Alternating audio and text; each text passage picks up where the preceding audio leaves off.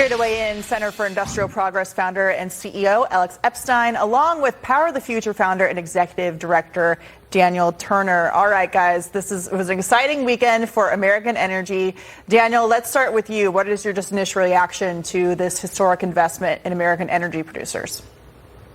Well, it's quite a paradigm shift from the last administration where you had Joe Biden going to Saudi Arabia, begging them to produce more oil. He sent emissaries to Iran and Venezuela, announcing he was lifting their sanctions, asking them to produce more oil while handicap production domestically. And so quite a change now. We have an American president who goes overseas and demands that people purchase our energy. And that's good for markets. It's good for the energy industry. It's good for America's dominance in the world.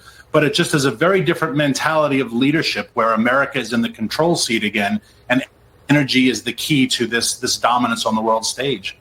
So, Alex, the investments that we're talking about here are, of course, enormous, just based on the figures themselves, which is really important for the American economy, for our energy sector. Geopolitically, though, it's also a pretty significant blow against Russia and the Kremlin, kind of 2 for 2 here in that sense.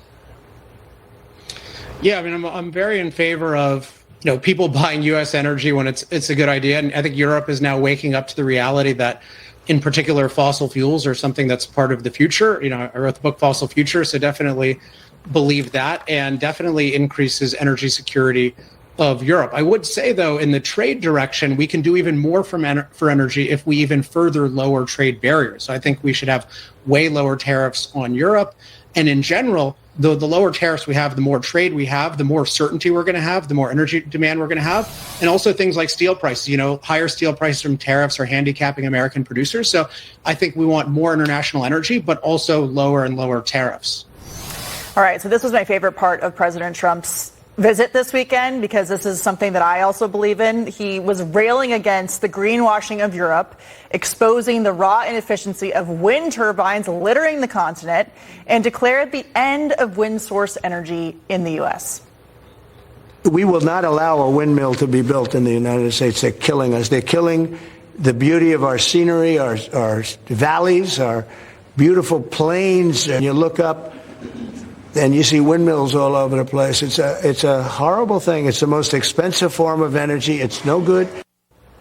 And they kill lots of birds. There's also lots of other reasons that back up the president's statements there and why wind is not efficient. It's unpredictable. Wind plants impact local wildlife.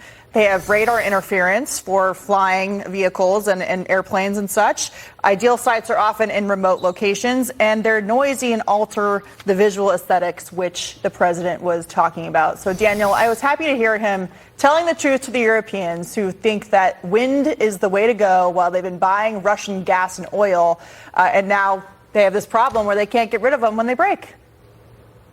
Well, the question for the Europeans is, when does wind start to work? They've been doing this for 25 years.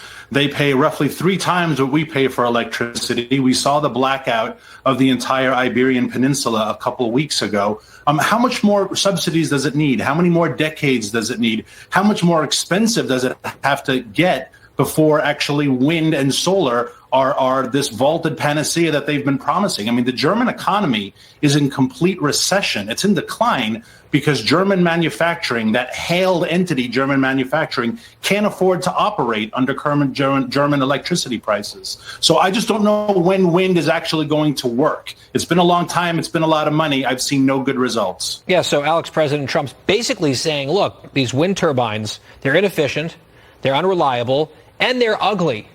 Where's the lie there? Well, I think the key is, I get his frustration because we've had subsidized and mandated wind, and we have all this wind that set of wind turbines that would not exist without all these subsidies and mandates. So I think the key, and a lot of this happened under Big Beautiful Bill, is to de-subsidize and de-mandate wind turbines. But I wouldn't say we shouldn't allow them. We shouldn't allow them to be subsidized.